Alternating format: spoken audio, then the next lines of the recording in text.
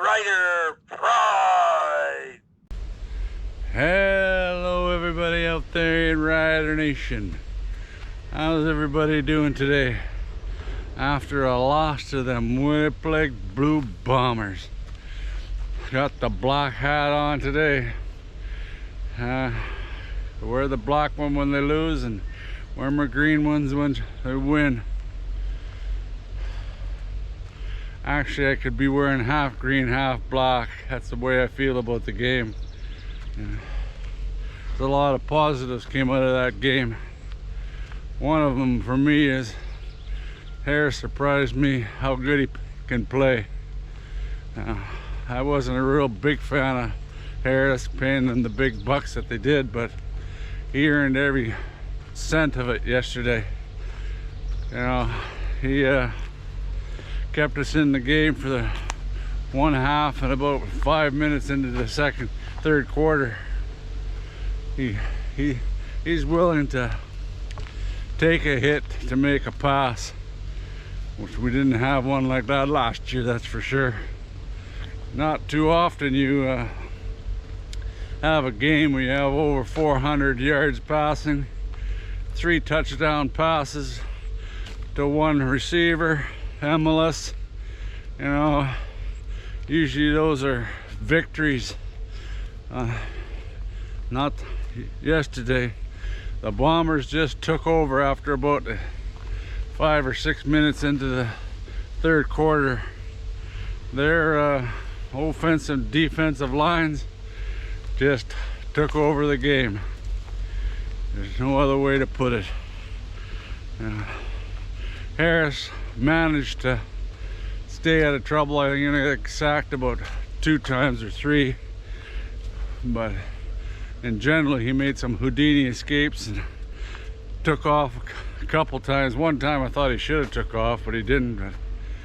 But other than that, he did throw a couple balls that were suspect. One, Tevin Jones made one hell of a defensive play. Otherwise that was going the other way. And then the other one, he didn't get intercepted, but it was right at the goal line, and I don't know what happened there. There was 3 of our receivers all in the same area. Something happened to the routes. Obviously you don't usually have 3 guys all in one small area. It's a recipe for disaster. Yeah, one time when we were up there, I figured, holy God, we got a good chance of winning this game. But it seemed that that's exactly when Winnipeg decided to turn it on. Here's where I think was a big turning point of the game, and Winnipeg never looked back after this. O'Shea, he decides to go for it 3rd and 2. Something we didn't do at the end of the game when we were down 14. I'm not sure why Dickerson didn't go on that point of the game. You know, you got to go for it as far as I'm concerned at the end there. But O'Shea, he decides to go for it here, and lo and behold, what happens is they flip it over here to the corner, and Clark looked like he make a good play, and you really can't see on the replay whether if this was pass interference, but they did call it pass interference, and there was no challenge, and took it right down to the goal line, and they scored. That was a big turnaround for the game, that's for sure. Like, you really can't see if it's pass interference. You sort of bumps them there. They got a little bit of it, but that's about it. Of course, the major turnaround in the game was that kickoff return, punt return. There's no reason for that at all. It was a really good kick, chased Amari Grant back, and first guy, Deontay Williams, he made a bad play there. I like his play, but not on that particular one. He ran right by him, and it seems when that happens, everybody else panics. And I think Grant went on to break about 3 or 4 tackles minimum, where they should have had him down. And on that play, they got flag was thrown, but O'Shea challenged it. They said it was challenged upstairs, but I saw O'Shea that they show him going over to the ref. That's one thing O'Shea's good at. He's just like Dickinson, the other Dickinson from Calgary. They're always over talking in the ref's ear. He's good at that. I'm sure he gets a lot of calls just because of that. Here comes the play that was the backbreaker of the game. It was a good punt. They got it booted and they had Grant cornered over there. But Deontay Williams runs right by him, and that's a real bad one. Here, missed tackle after tackle after tackle, straight arm all the way down the field for a return. Now, this was the backbreaker of the game, and the Winnipeg Blue Bombers never looked back after this. There was a flag on the play, but O'Shea challenged it, and I replayed it over and over. And here he actually face masked him with a straight arm. Could have been a penalty there, but that didn't call that, and there was no other possibility of a flag that should have been thrown. So the play was called legal, which I think it should have been. That, right? It was just a bad coverage by the special teams. We just got beat by special teams in that phase of the game. Our offensive line just didn't give Harris enough time. He was always uncomfortable in the pocket, and he just managed to get away a few times. Here's the next play, pretty interesting. They got Larry Dean, our middle linebacker, in there blocking, and Johnson, there he is, missed his block and get taken for another loss. Hawachi must be hurting already here, because there's Larry Dean, our middle linebacker, doing the blocking assignments. Yeah, it seems right up the middle. They're coming through and move them around. You know, I noticed Winnipeg, Calaris, they were moving him a lot right out of the pocket. Smart move. He'd roll out of there and make a pass. You know, he had a hell of a game too, but he was a lot more comfortable in the pocket than Harris was, just because of... Here's a perfect example how Winnipeg seems to get away with holding. They're really good at disguising their holding. Check the center out here when they snap the ball here. Right here in the center against big Mika Johnson. Mika's coming in here on the center.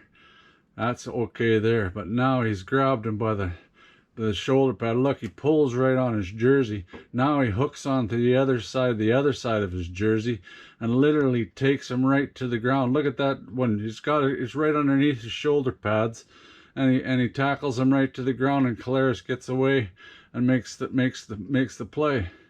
Now, how can't that be holding? It boggles my mind. Harris really managed to pocket what he had for a pocket anyway, and got away some nice passes. I think the only play that really pissed me off was, I can't stand when we got them deep. We had them, I don't know, about their 20-yard line, and their second and 20, and they make the pass. That irks me so much. That's such a momentum buster. And then it was in the second, and then they went right on down to score. And you got them deep inside the 30, and it's 2nd and 20, and they get a first down. This is a real momentum breaker, and you just have to make this play. 2nd and 20, and he pops it into Schoen. 3 riders around him, nothing. We're not getting to Calaris anyway, so I don't know why they don't just rush 3. I never imagined they would score that many points against our defense, but that goes to, couldn't get Calaris out of that pocket. You know, one thing that baffles me is why they moved Lanier out of the tackle spot and put him on the end there. Like, he was the leading tackle in the CFL before he got hurt last year, and now they got him playing on the end position, which is a completely different style of play. You know, maybe I'm wrong and he'll come around by a few games playing in that position, but you know, it's all different tactics coming off the edge as to going through the middle, and he was superior coming through there, and he would push that middle right back into the quarterback, and it didn't seem to have that. Like, oh, poor Mika Johnson, he went off a couple times. They took him off because he was out of breath. Like, I don't know why they didn't dress Brown again. They know they're going to be in a big line battle, and they don't dress Brown unless he's hurt, I guess. I'm talking about injuries.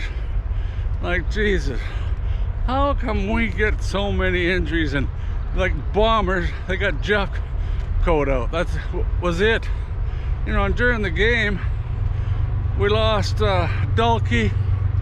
You know, Hickson went out right away. Awachi went out. Briskin hurt his hand. Yeah, Awachi, he plays a big part in the running game, which we had none of. I got one decent run. Coach Jeffries realized that, and he just said, "What doing is just as good as short passes as trying to run the ball." There was a lot of positives there. Like Harris was one of them, you know, and the receivers. Yeah, Emilus was really impressive. Good route runnings, you know, especially the one when Harris is scrambling to the left and he sees that and he breaks his route and heads her downfield, and Harris hits him with a perfect pass. And a really good one for that touchdown, coming, cutting inside, grabbing it, and knows he has to turn her into the end zone. The only passes that Harris missed consistently were to Winnipeg. A couple major overthrows. I don't know if he was running the wrong angle or just bad tosses, but he missed Winnipeg a few times. Tevin Jones played good coming in there. You know, that's a real positive. Made one hell of a circus catch with one hand, and he made that defensive play, stopping the interception, which was a big play.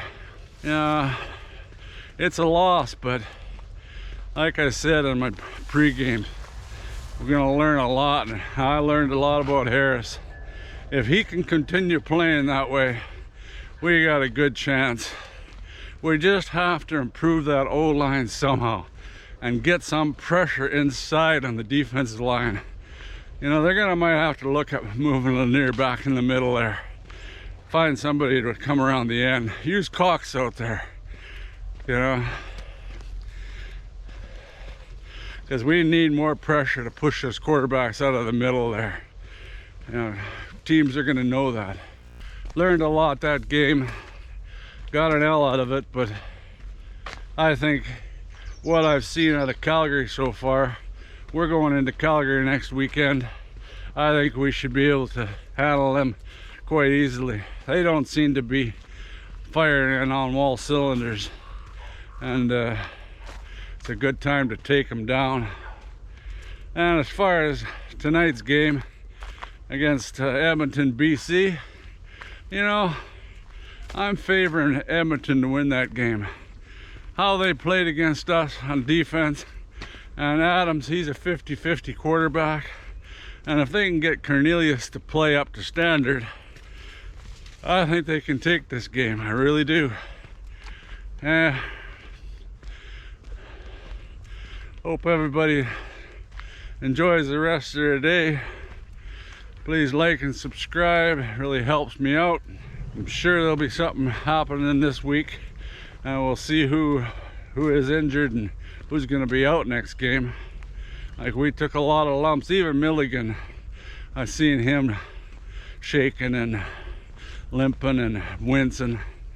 Well, they had a lot of lumps this game. Anyway, till next time, go Riders, go.